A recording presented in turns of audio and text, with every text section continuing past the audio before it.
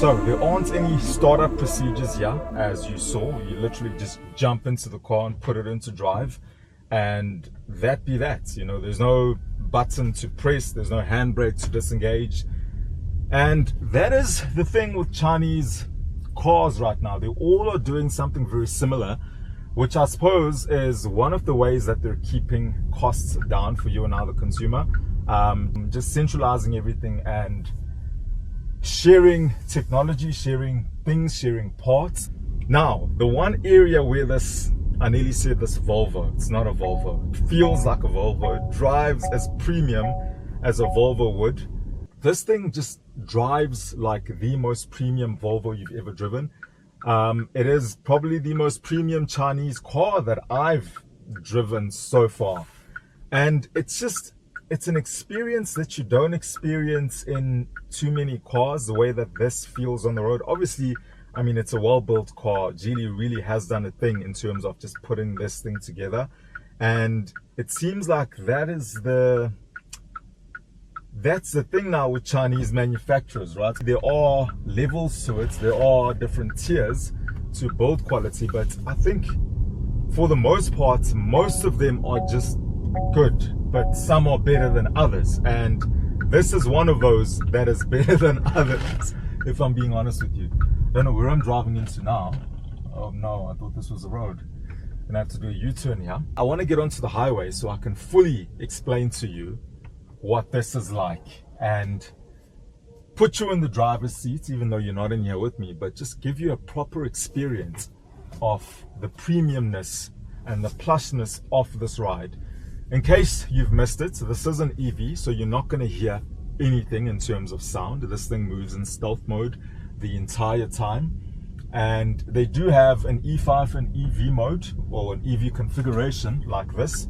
And they also have an E5 in what they call REEV, right?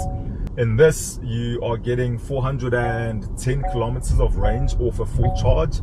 And in that REEV, you will be getting, it's just about 1,000 kilometers of range, which is a lot. So yeah, that is the difference. And if you're more concerned about range, then you probably want to get the Reeve. But if you want a full-on EV where it's just charge and go, and you've got the setup, because the setup is important in this whole thing. And what I mean by the setup is your home needs to be set up in such a way that you can actually charge this thing daily, and you don't want to end up trying to find charging stations every day to charge the car. That's not going to work. You're going to hate the car and you're probably going to sell it, right?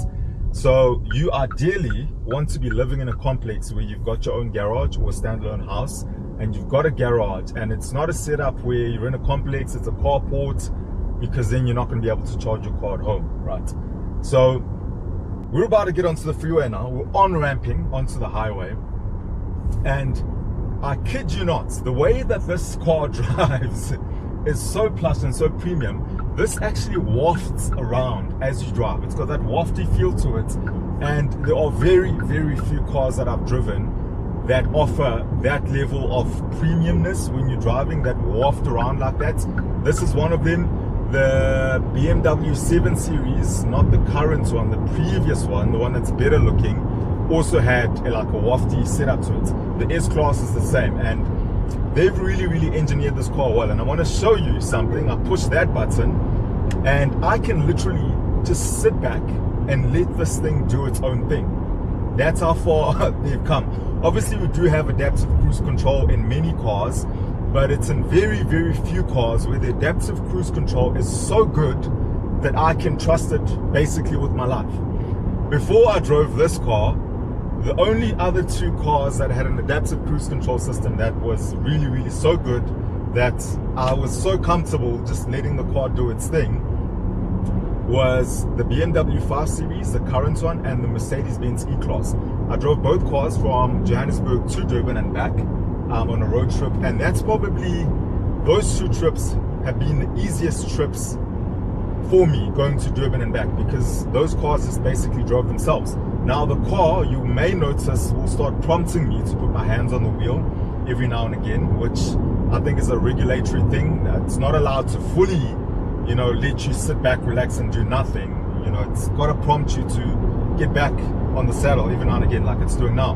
But I don't mind that, because every 10, 15, 20 seconds, I don't know how long it is or the intervals are, I simply just do this with my finger to just let the car know that I'm still here. It's such a weird experience if you've never experienced this before, because as a driver, you're so used to actually driving the car. I'm going to have to move over because there's someone behind me. You're so used to actively just driving and having to pay attention, etc., etc., that when you're put in a position where you can just sit back and do nothing and just let the car do its thing and look around and see things, it is just the weirdest feeling ever. This is the kind of car that you'd probably enjoy driving as a daily, because of all of its features, the adaptive cruise control feature, the fact that it's so comfortable and it literally just wafts around as you drive. You do get a ton of features for what you're paying here. You're paying, I think the starting price here for the EV is 700,000 Rand, if I'm not mistaken. And the top spec of this, there are only 2 variants available. The top spec is 750. Could be wrong, but I think that's where it is. And you're paying between 7 and 750,000 Rand, and you're getting everything on the house, right? You're getting fully massageable seats. So these seats massage you, and it's not like any other massage that you'll get in any other car. The massaging system here is actually, it's probably the best I've experienced. And I know I keep saying that, and you're probably going to think, oh, it's because it's a Chinese brand. No. Other cars with massage seats, you feel something happening on your back, and that's about it. This, you feel like little knuckles are going into your back. And I actually got off the seat the one day because I was like, this can't be for real. It's just way too good to be true. Set the thing on, got off the seat, and you can actually see the little arms sticking out and pushing out of the seat when you're not sitting in it. So you're getting that, you're getting ventilated seats, which are so good in summer, especially on a hot day, and you get into the car and you're driving a bit of a longer distance. They really, really do help because it just cools you down. So let me show you this. This is one of the comfort features of the Geely E5. It can do this. It is a nice feature to have. It doesn't actually work for taller people like myself. So if you are a short person, this is probably going to work for you and you're probably going to enjoy it. But if you aren't short, it's kind of useless. Now, the one thing I obviously don't like here is that everything has been jammed into the screen. Yes, I do appreciate that Geely has given us a volume dial, so you can adjust your volume over here, which is not very common for Chinese brands. It's not a common thing. And you've got about 4 buttons here to adjust your aircon. So that really does work. But for everything else that you're going to need to do here, you're going to need to dig into that screen, including your light setting. So if I want to turn on the lights, which I have needed to do during the day so I can film the car and you can see the beauty of it with the lights on, you've got to go into the screen and start messing around with settings and just to turn on lights. So that is a bit frustrating. If I want to open the sunroof, it's the same thing. I've got to dig into the screen to get to the sunroof or the sunshade, and I can either open or close over there. I'm not going to do that now because we're driving on the highway. But it's the new way of doing things with a lot of car manufacturers. A lot of Chinese car manufacturers are doing this as well, and it's just not something we're going to run away from anytime soon.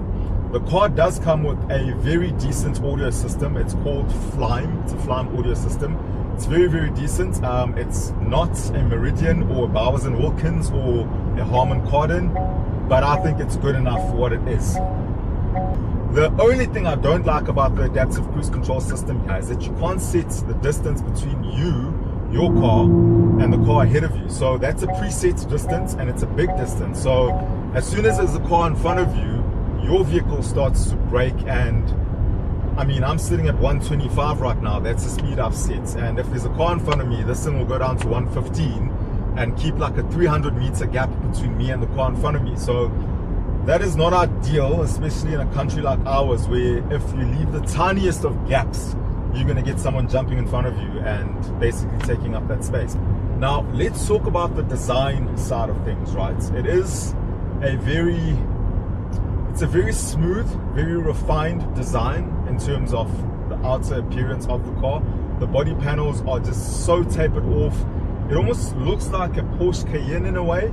That's the one thing I've heard when I pulled up in this car, that it looks like a Porsche Cayenne. And it does. The design is not for everyone. It certainly isn't for me. I am not a fan of it. I don't particularly like it.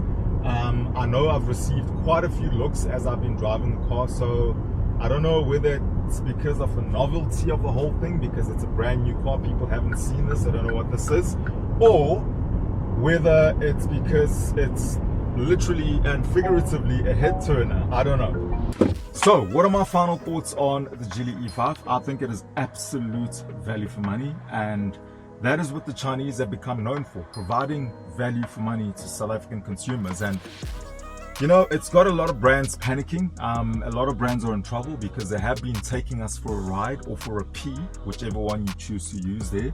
The P one has a few more letters which I've omitted. This is where value is at. I mean, you're getting everything on the house, all the features you could want and need. You don't have to pay extra for anything. It's a premium brand. Yes, it is a new brand because Geely did go out of the country a couple of years ago. The cars they offered then were just hideous, and the cars they're offering now are 100 times better. And I mean, if you don't trust the brand, trust the fact that if they own brands like Volvo, like Lotus, you're dealing with something that is really, really good. So they mean business, really. They do mean business. It's not a fly-by-night brand. The fact that this thing drives, feels, and behaves like a Volvo in every way. If I sat you in here, you probably think you're in a Volvo. It says a lot, and it speaks volumes about the car and the brand.